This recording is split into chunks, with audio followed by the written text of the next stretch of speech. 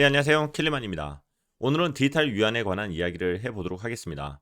디지털 위안 사용법에 대한 동영상을 공유하고 나서 DCEP가 나오면은 암호화폐 가격에 어떤 영향을 끼칠 것인가에 관한 이야기까지 해보도록 하겠습니다.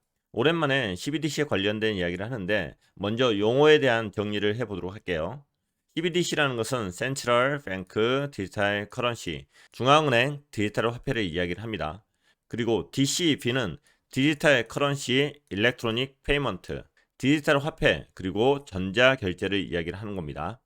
그리고 DCEP에 관련된 이야기가 나올 때마다 이 CNY 그리고 이 RMB라는 용어도 가끔씩 나옵니다. 한국 화폐에 있어서 코드는 KRW입니다. 코리아 원을 이야기를 합니다. 그래서 중국 화폐 코드가 바로 CNY입니다. 차이나 위안을 의미하는 거고요. 그리고 한국의 화폐 단위가 원이듯이 중국의 화폐 단위는 RMB입니다. 그래서 이것을 런민비라고 하는 거고요. 런민비의 기호는 이렇게 생겼고 한국 화폐의 기호는 이렇게 생겼습니다. 중국 화폐의 법적 정식 단위는 런민비인데 민간에서는 위안이라고 이렇게 더 많이 불리는 것 같습니다.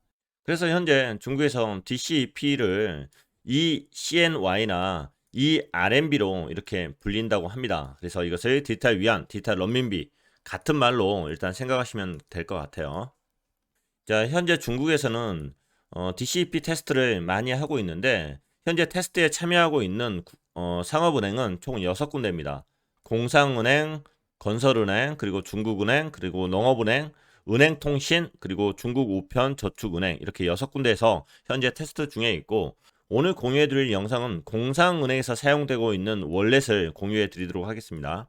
공상은행에서 현재 내부 테스트 중에 있는 이 월렛에는 4가지 기능이 있습니다. 하나는 은행 계좌에서 입금을 하는 거고, 그리고 은행 계좌로 출금을 하는 거고, 그리고 QR코드로 결제를 하는 거고, 그리고 P2P 개인 간의 거래를 할 수 있는 거예요. 트랜잭션을 할 수 있는 겁니다.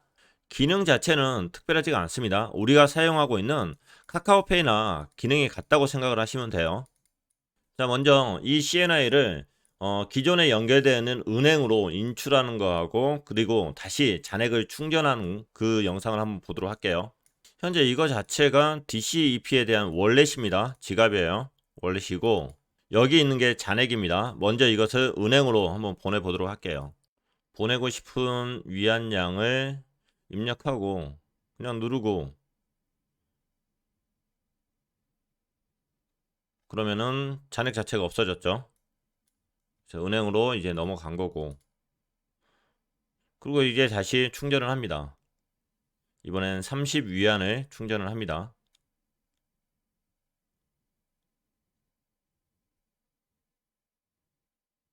그래서 다시 30위안이 이렇게 충전된 것을 확인할 수 있는 거죠.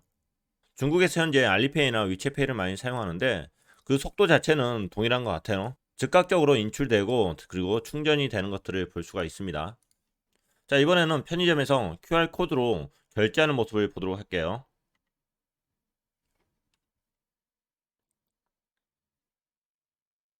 QR코드 띄우고 그리고 스캔해주고 결제가 끝났습니다.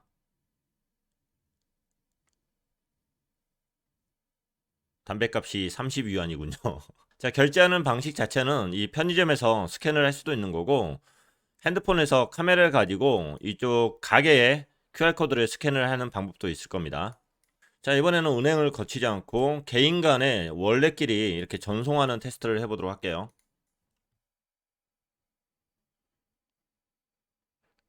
아마 상대방 코드를 누르고 원하는 금액을 입력을 하고 그리고 OK를 눌렀을 거고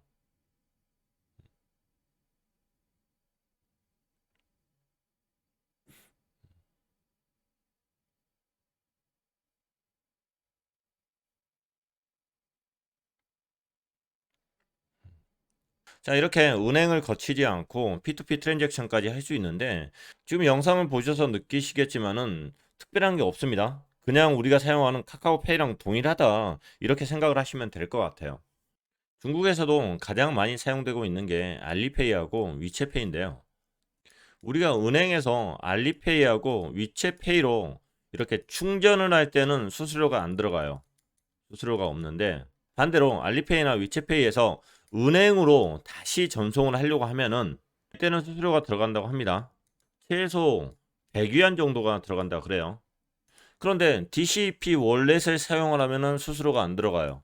은행으로 인출할 때도 수수료가 안 들어가고, 그리고 DCP 월렛으로 충전을 해도 수수료가 안 들어가요. 사용자한테 유리하겠죠. 그리고 가게에 가서 알리페이나 위챗페이를 사용하면은 소비자 입장에서는 혜택이 없지만은 판매자 입장에서는 수수료가 나갑니다. 판매자 입장에서 여기로 수수료가 나요. 그게 거래당 0.6%에서 1% 정도 수수료가 나간대요. 그런데 이 CNY를 사용하면은 수수료가 안 나가요. 그러면 판매점 입장에서도 유리하겠죠. 자, 우리나라는 카드 문화인데 중국 같은 경우는 카드 문화를 뛰어넘어서 페이 문화로 바로 넘어갔어요. 그래서 DCP 지갑을 사용하는 사람들 입장에서 이게 사용하는 것 자체가 어렵지가 않아요. 혜택만 있으면 이게 자연스럽게 넘어가지 않을까 이렇게 생각을 합니다. 그래서 현재 중국에서 DCP를 테스트를 하고 있는데 이것이 성공하는 것은 시간 문제이다 이렇게 생각을 합니다. 그리고 현재 지갑의 형태는 이런 세 가지 형태가 나올 거고요. 방금 보여드린 동영상 같은 경우는 중국 공상은행에 있는 그 모바일 앱이 있는데 그 모바일 앱에서 DCP를 사용할 수 있게 해놓은 거예요. 그러니까 기존 앱 안에다가 추가적으로 하나를 더 기능을 설정을 한 거예요. 그래서 인앱 디지털 위안 지갑이라고 이야기를 하는 거고요. 그래서 추후에 은행에 있는 앱을 사용하거나 아니면은 알리페이나 위챗페이 그 앱에다 사용을 추가적인 기능으로 이걸 집어넣지 않을까 이렇게 이제 예상을 해볼 수 있을 것 같아요. 그리고 카드 기반의 하드웨어 지갑이 또 나올 거고, 그리고 로그인이 필요 없는 독립형 이 CNI 모바일 앱이 나올 계획이라고 합니다. 자세한 것들은 추후에 나오면은 정보를 업데이트 하도록 하고요. 자, 그리고 지갑 사용자에 대한 등급이 이렇게 나누어져 있습니다. 일단 2단계부터 5단계 같은 경우는 인터넷 통해서 원격으로 활성화할 수 있는 지갑이라고 합니다. 이 5단계 같은 경우는 이메일이나 해외 휴대폰 번호만 있으면 활성화가 가능하다고 해요. 전 이걸 굉장히 중요하게 생각을 합니다. 왜냐하면 중국인이 아니어도 사용을 할 수 있다는 거예요. 이게 제가 봤을 땐 중국이 지금 숨기고 있는 커다란 비밀 중에 하나이지 않을까 싶거든요. 기축통화에 대한 꿈이 여기 안에 숨어져 있지 않겠는가 이런 생각을 해봅니다. 그리고 잠시 후에 또 다시 이야기할게요. 그리고 4단계는 중국 휴대폰 번호만 있으면 가능하다고 하고요.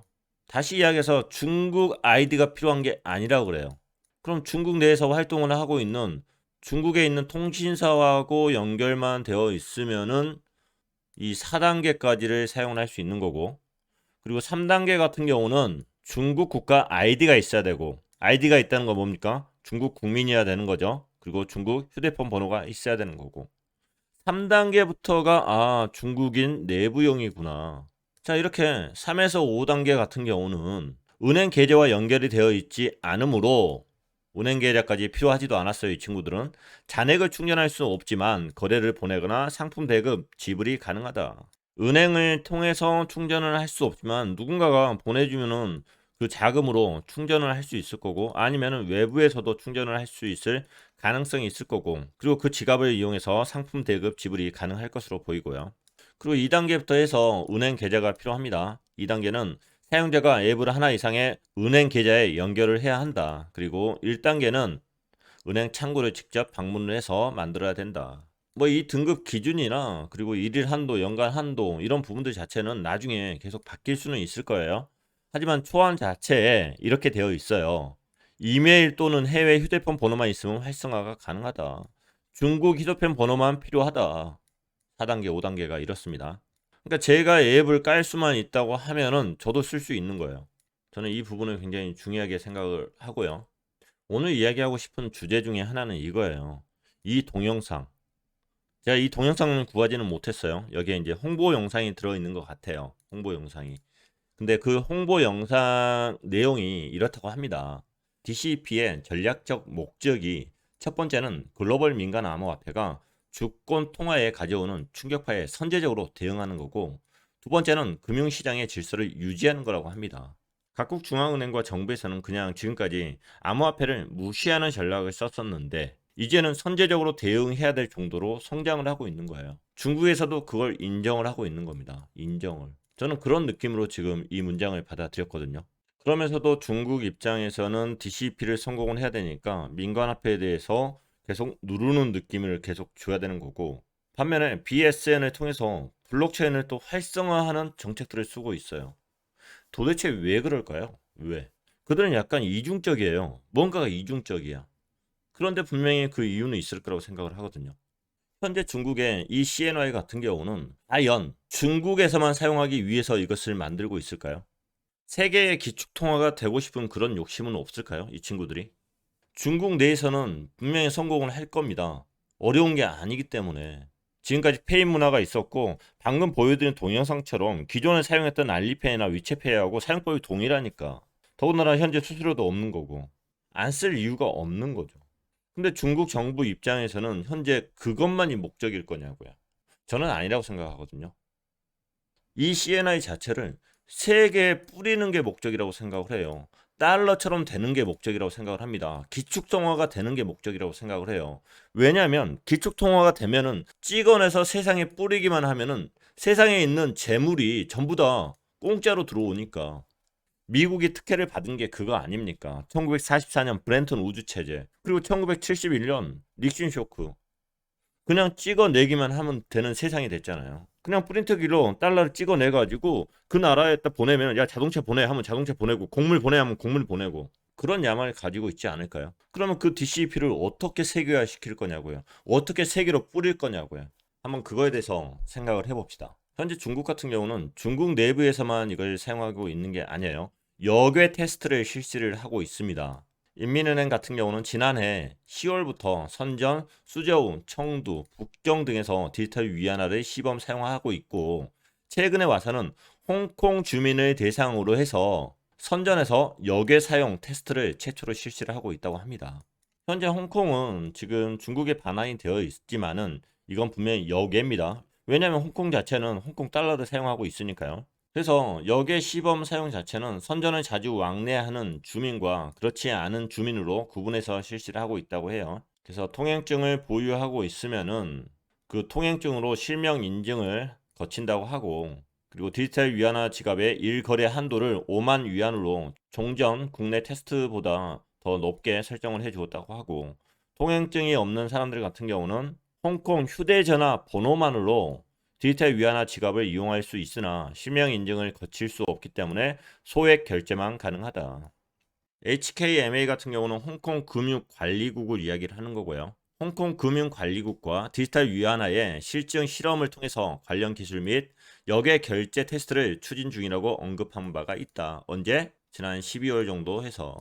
외국인이 디지털 위안화를 환전할 경우 실물 위안화 환전 절차와 비슷하게 이루어지고 있다. 환전이 이루어지고 있어요. 환전 자체가. 또한 인민은행 같은 경우는 홍콩 금융관리국과 태국 아랍에미레이트 중앙은행과 공동으로 다자간 중앙은행 디지털 화폐 브릿지 연구 프로젝트에 참여하여 디지털 화폐 역외 결제 활용 방안을 모색 중이다. 저는 이 부분을 굉장히 크게 생각을 해요. 지금 보여진 것은 홍콩, 태국, 아랍에미리트밖에 없는데 이거 아프리카 쪽에 쓸 거 아닙니까? 아프리카 쪽에서는 위안화를 엄청나게 착안을 해갔기 때문에 나중에 쓰게 될 수밖에 없을 것 같고, 그리고 진짜 기축이 되기 위해서는 미국이나 유럽이나 다른 아시아권, 잘 나가는 아시아권 국가들도 사용하게 해야 되는 거거든요. 인민은행은 스위프트와 공동 출자해서 금융정보서비스사를 설립을 했고, 디지털 위안화의 국제 결제망을 연결을 위한 기초 환경을 마련한 바 있다. 2022년 베이징 동계 올림픽을 앞두고 역내외에서 외국인의 디지털 위안화 사용을 위한 준비도 만전을 기할 것으로 보인다. 분명 외국에도 포커스를 두고 있어요. 굉장히 포커스를 두고 있습니다. 이 프로젝트는 2014년부터 공식적으로 이렇게 진행이 되고 있고요. 2014년부터 이렇게 인민은행에서 디지털 화폐 연구팀을 설치를 했다. 그러면 그 이전부터 되고 있었던 거예요. 저는 이것을 2008년 금융위기 이후로 지금 생각을 하고 있는 거고요. 미국이 달러 많이 찍어내서 휘청하는 모습을 보고 나서부터 중국에서도 이거 덤벼볼 싸워볼만 하겠다 이런 생각 들었을 거라고 생각을 합니다. 네이달리오가 최근에 5월 31일 날 이런 표현을 사용을 했어요. 디지털 위안화는 디지털 달러보다 더 경쟁력이 있을 것이다. 네이달리오는 또한 중국 위안화가 예상보다 빨리 최고 준비 통화가 될 것이라고 예상을 하고 있다. 최고 준비 통화. 어마어마한 이야기입니다, 이게. 중국에서만 잘 돼갖고 이 준비 통화가 되는 게 아니에요. 전 세계적으로 많이 사용을 해야지만 이 준비 통화가 되는 거예요.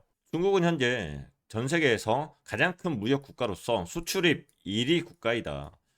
더 많은 무역과 더 많은 금융 거래가 위안화로 표시될 것이다. 현재 IMF 쪽 자료를 보면은 전 세계 준비 통화로서의 그 비율 자체를 따져 본다고 하면은 미국 달러가 59%입니다. 거의 60%대예요. 그리고 두 번째가 유로화 21.24%, 그리고 일본의 엔화가 6.03%, 그리고 중국이 차지하는 renminbi 같은 경우는 2.25%입니다. 현재 업데이트 자체는 2021년 3월 31일 기준인데 현재 2.25%밖에 안 돼요. renminbi가. 현재 땅덩어리는 크고 대단한 것 같지만은 준비통화로서의 이 역할은 아직 못하고 있다는 거예요. 이 준비통화로서의 역할 자체가, 비중 자체가 엄청나게 커진다고 하면은 중국은 어마어마한 힘을 갖게 되는 겁니다. 돈만 찍어내면은 그냥 이것저것 다 들어오는 거예요. 그것을 이 친구들이 디지털 화폐를 만들면 있어서 이걸 포기하겠냐고요. 진짜 자국용이겠냐고요. 이게 아니라는 거예요. 현재 달러는 거의 60%를 차지하는 세계에서 가장 큰 준비 통화입니다. 중국의 위안화는 현재 IMF 데이터에 따르면은 유로화, 일본 엔화와 영국의 파운드에 뒤진 2%의 점유율을 가지고 있습니다. 그러나 네이달리오는 5년에서 10년 내에 위안화의 점유율이 10에서 15%까지 증가할 것이라고 예상을 하고 있습니다. 네이달리오의 예상이지 중국 시진핑의 목표는 이 비율이 아닐 거예요. 이것보다 더 높을 수 있습니다. 알 수 없지만은. 자, 지금부터는 킬리만의 약간의 상상력을 동원해서 말씀을 드리도록 할게요. 그러니까 이것은 사실이 아니라 팩트가 아니라 시나리오다, 이렇게 생각을 하고 들어주세요. 제가 시진핑이라고 하면은 이것을 어떻게 세계화할 것인가, 어떻게 세계로 자연스럽게 퍼뜨릴 것인가, 그거에 대해서 한번 생각을 해봤어요. 디지털 위안화가 이더리움이나 DM 네트워크에서 운영될 수도 있다. 운영된다가 아닙니다. 운영될 수도 있다는 하나의 의견이에요. 근데 이걸 누가 이야기를 했느냐? 야오첸이란 중국 증권관리감독위원회 과학기술 감독국장이란 분이 계십니다. 이분 같은 경우는 2019년 9월에 무장춘으로 교체되기 전까지 중국인민은행 디지털 화폐 연구소를 지휘를 하셨던 분이에요. 그러니까 DCP를 연구했던 그 연구소에 계셨던 분이에요. 지금은 이제 우장춘이 담당하고 있는데 과거에 DCP 연구소 쪽에 디지털 화폐 연구소 쪽에 소장을 담당하셨던 분이 바로 이분이세요. 야오첸. 이분은 중국의 암호화폐 아버지라는 별명을 가지고 있답니다. 처음 들어보지만은. 야오첸은 블록체인 업계에서 가장 영향력 있는 인물 중 한 명이라고 잘 알려져 있다고 합니다. 이분이 이런 이야기를 했어요. 디지털 위안화를 이더리움이나 페이스북 DM 네트워크에서 운영할 수도 있다. 할 수도 있다 그런 거지. 이렇게 할 겁니다. 이렇게 이야기하지는 않았습니다. 중앙은행 디지털 화폐가 이더리움이나 DM 같은 블록체인 네트워크에서 직접 운영한다면 중앙은행 서비스형 블록체인을 활용해 중개자 없이 소비자에게 바로 CBDC를 제공할 수 있다고 상상할 수 있다. 상상할 수 있다고 했습니다. 이분도 상상할 수 있다고 그랬어요. 단 연설에서 그런 자신의 발언이 중국 인민은행을 대변하는 것이 아닌 개인적인 견해라고 강조를 했습니다. 강조. 그러니까 이분도 이건 팩트는 아니고 하나의 상상력을 발휘를 하신 건데 계속 근거를 가지고 있는 상상력을 했겠죠. 그 연구소에서 한두 사람 이야기는 했겠죠. 아니면은 추진을 하고 있던지. 현재 중국의 블록체인 서비스 네트워크는 이렇게 노드들이 잘 운영이 되고 있어요. 알게 모르게 BSN을 이렇게 움직이고 있습니다. 우리가 이야기한 BSN, 블록체인 서비스 네트워크, 노드들을 열심히 돌리고 있고요. 블록체인 서비스 네트워크 같은 경우는 프라이빗 체인뿐만 아니라 퍼블릭 체인도 이 안에 들어갑니다. 자, 이쪽 자체가 이제 그 프라이빗 체인이 될 거고, 이게 프라이빗 체인이다 보니까 우리가 잘 알지 못하는 거예요. 우리는 이제 코인에 관심이 있기 때문에 처음 들어본 이제 용어들이 이제 있을 수가 있는데, 퍼블릭 체인 같은 경우는 그냥 우리 일반적으로 다 쓸 수 있는 거잖아요. 퍼블릭 체인들. 이오스, 이더리움, 네오, 테조스 쭉 있습니다. 쭉 여러 개. 과연 중국에서는 블록체인 플러스 정책을 이용해서 블록체인을 이용하고 그 다른 산업군하고 연동시키는 그 부분에만 관심이 있을까요? 왜 퍼블릭 체인들을 전부 다 BSN이라는 이 명목 하에 다 여기로 묶었을까요? 그리고 묶으려고 노력을 하고 있을까요? DCEP를 만들었어. DCEP를 만들어서 중국이라는 차이나 국내용으로 사용을 하는 것은 전혀 지장이 없습니다. 너무나 쉽게 갈 것 같아. 그런데 세계화는 뭐 다른 중앙은행들과 함께 연구도 하고 있고 스위프트랑 같이 뭔가 하기도 하고 있고 그것만으로 현재 2%대 점유율 자체를 본인들이 원하는 점유율까지 만들 수 있을까요? 있겠죠. 당연히. 그런데 이것을 자연스럽게 세계화를 시키고 싶겠죠.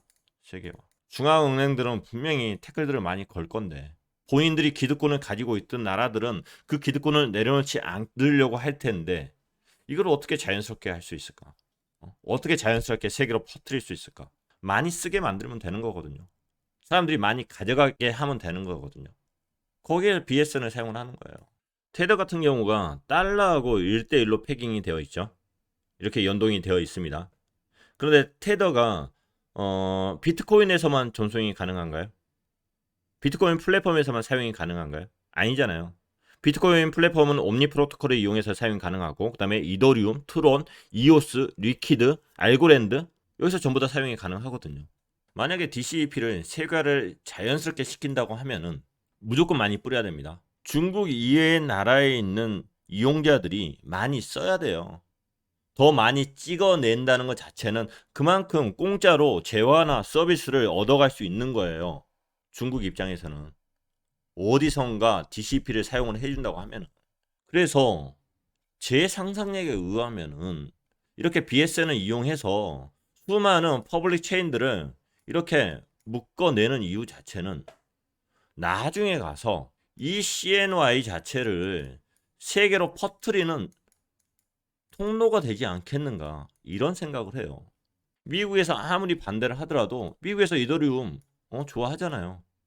페이스북이 DM을 내놓으면은 이게 활성화가 되면은 여기에다가 디지털 위안화 띄우면 되는 거거든요. 이런 생각들을 안 하고 있을까요, 이 친구들이? 전략인 거예요, 전략. 중국 쪽에서는 디지털 위안화 활성화를 위해서 퍼블릭 블록체인을 지금 활성화를 해야 됩니다. 활성화를 하고 있어요. 그걸 한 군데로 묶었어요. BSN이라는 데 자체에다가 블록체인 서비스 네트워크. 저는 이게 이용이 될 거라고 보거든요. 단지 지금 현재 시점에서 이 CNY 자체를 띄워야 되는데 중국 애들이 2017년부터 해서 야 너희들 암호화폐 투자하지 마 이렇게 했는데 몰래 몰래 다 하거든요. 다 가지고 있거든. 이게 현실인데. 그래서 또 2017년에 했던 이야기를 2011년에 와서 또 하고 있는 거예요. 그래서 현재 뉴스만을 그대로 본다고 하면은 와 이거 중국이 암호화폐를 완전히 죽이려고 하는구나 이렇게 보일 수는 있겠죠. 하지만 그것은 진실이 아닐 것이다.